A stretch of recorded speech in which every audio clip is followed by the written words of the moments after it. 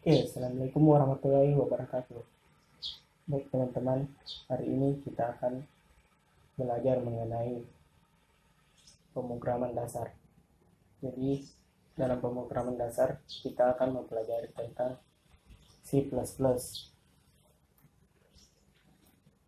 Apa itu C++? C++ adalah salah satu bahasa pemrograman yang lahir dari pengembangan bahasa C.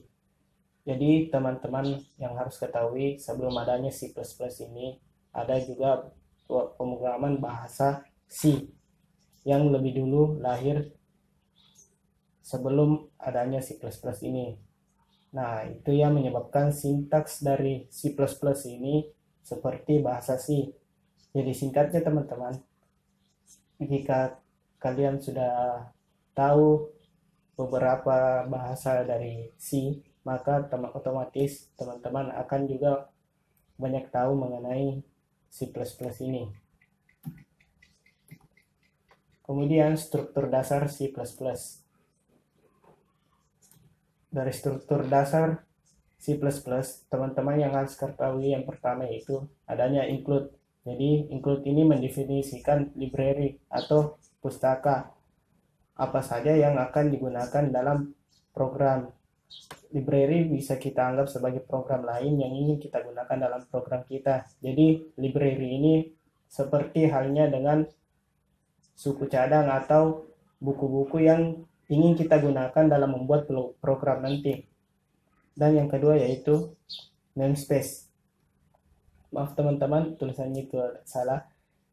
Jadi namespace di sini mendeklarasikan fungsi yang akan digunakan bagian ini sebenarnya bersifat opsional. Jadi teman-teman, namespace ini bisa kita gunakan, bisa juga tidak dalam penulisan bahasa C++.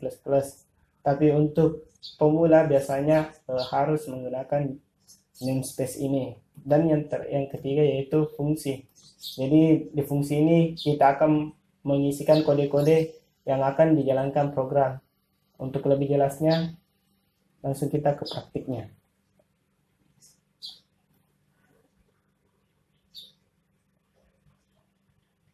Nah, di sini teman-teman, dalam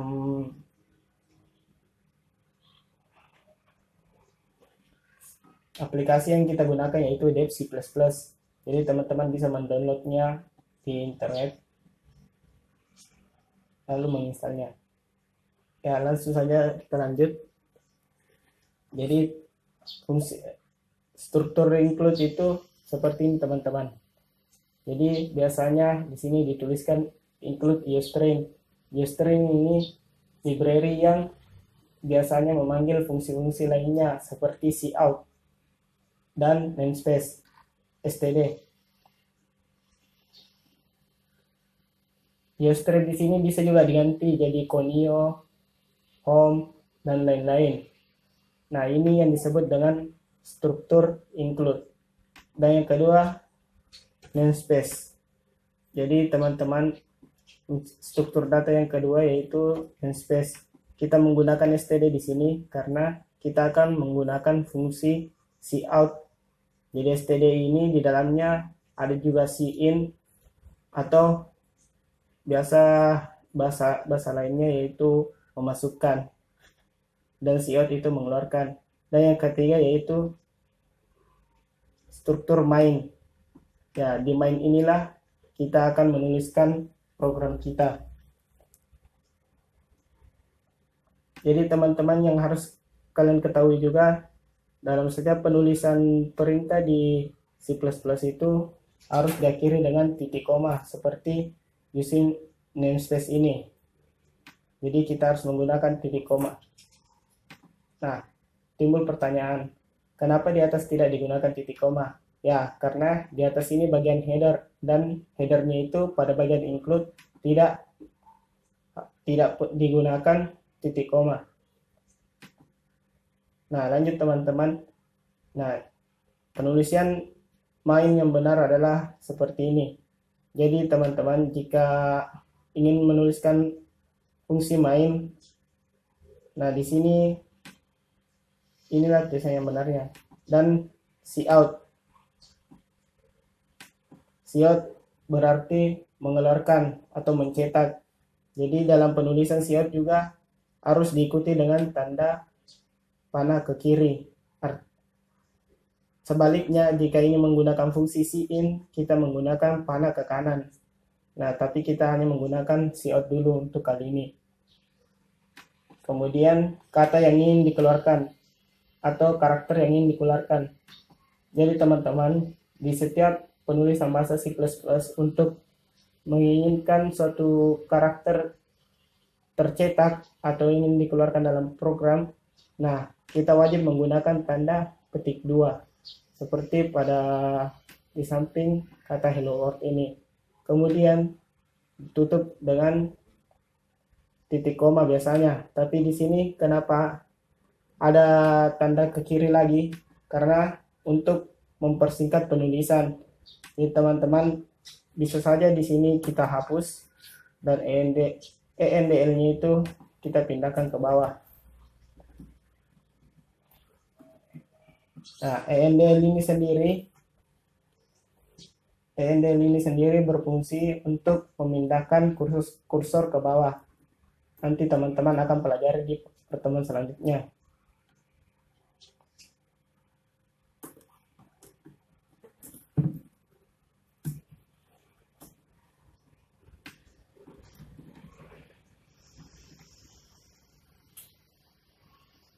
Nah, return ini berfungsi program akan keluar jika kita menekan salah satu tombol di keyboard.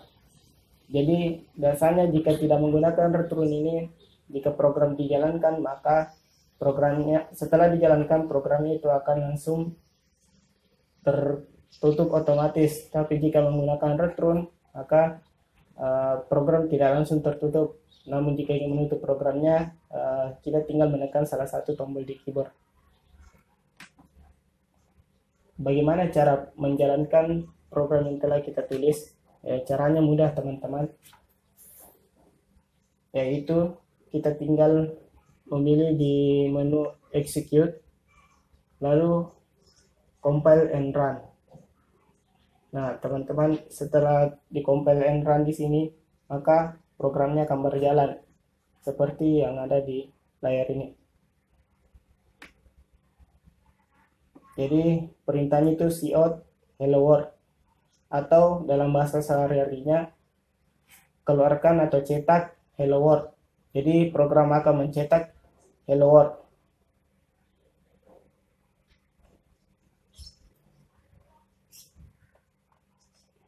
Dan fungsi return, yaitu return digunakan untuk